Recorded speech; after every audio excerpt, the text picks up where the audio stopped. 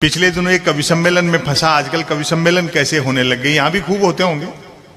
मैं कोई 20-25 साल पहले एक बार आया था यहाँ, एक बहुत बड़े मैदान में, स्टेडियम में शायद कवि सम्मेलन था।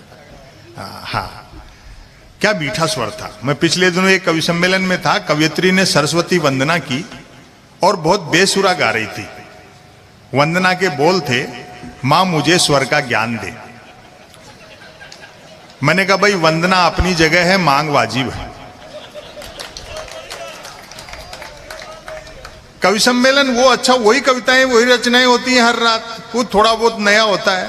लेकिन कवि सम्मेलन हम लोग वो अच्छा मानते हैं जिसमें हम लोगों को संतुष्टि मिलती है। और आज का कवि सम्मेलन वैसा ही है। हर कवि को हम ऐसे सुन रहे हैं जैसे पहली बार सुन रहे हैं। कुछ लोग शिकायत करते हैं, संपत सरल जी आपके 2-4 ऑडियो वीडियो क्या घूमे, आजकल आप पैसा बहुत लेने लग गए। मैंने कहा जी बात तो आपकी ठीक है, लेकिन आने जाने का किराया और साथ के कवियों को सुनने का मेहनता ना घटा दो तो बचता ही क्या है। कवि लोग परिहास में काफी महिलाओं के लिए कुछ बातें की, आप अन्यथा मत लेना। से परिवार आए हैं कई लोग, देखो देर रात तक बैठ करके सुन रहे हैं, अच्छा लगता है। और शादीशुदा हो तो पत्नी को साथ रखा करो, वरना मन की बात भी रेडियो से करते फिरोगे। स्त्री का त्याग संसार में पुरुष से बड़ा है। हम भले ही उसको धन्यवाद न दें, उसके आभार प्रकट न करें, ये अलग बात है, वो हमारी गृहस्था है। वो पति ने डींग हाँकते हुए कहा, मेरा बड़प्पन देख जो तेरे से बिना देखे शादी कर ली। पत्नी बोली, मेरी भी हिम्मत देख जो तेरे को देखने के बाद भी मना नहीं किया। हाँ, वैश्विक परिदृश्य आप देखें, राजनीति का, अर्थशास्त्र का, सन्यासी व्यापार कर रहे हैं और व्यापारी सन्यास की सोच रहे हैं। हाँ। मूल मुद्दों की बात करो तो एक कैसेट बज रहा है 8-9 साल से। डीजल पेट्रोल हमारे हाथ में नहीं है, रुपया अंतरराष्ट्रीय कारणों से गिर रहा है, महंगाई बेरोजगारी के लिए कांग्रेस जिम्मेदार है, बाकी सारी समस्याएं नेहरू छोड़ गए।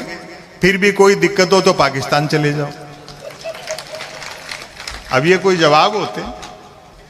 और धीरे धीरे चीजें आ रही है सामने, कब तक करेंगे। अभी कुछ लोग कह रहे थे, अब श्रीलंका का हाल देखो आप। ये तो उस देश की दुर्दशा है जो पूरा सोने का था, हम तो सिर्फ चिड़िया थे। हा?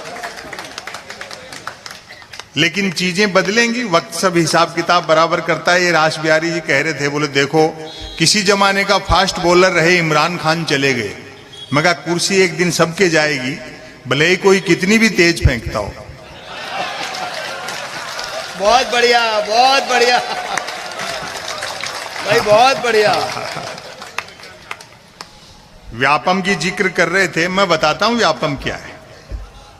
आवेदन एक ने किया, परीक्षा में दूसरा बैठा, इंटरव्यू तीसरे ने फेस किया, नौकरी मिली चौथे को और करता रहा 5वां।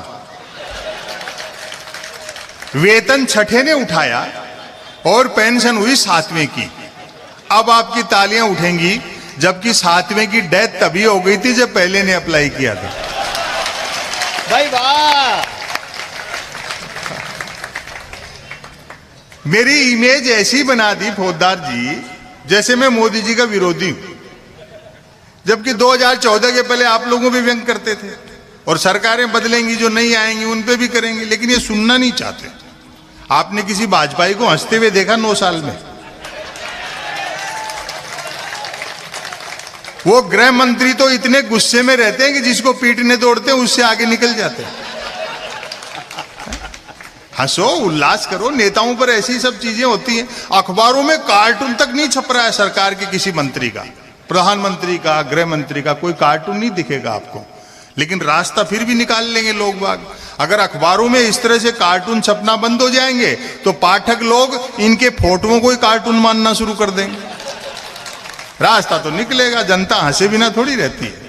मैं तो अगर भूल से भी ये कह दूं कि मोदी जी 2019 में विकास के दम पर दोबारा जीत के आए हैं, तो भक्त लोग गुस्सा करते हैं, जूता निकालते हैं कि शर्म नहीं आती प्रधानमंत्री के बारे में झूठ फैलाते हुए।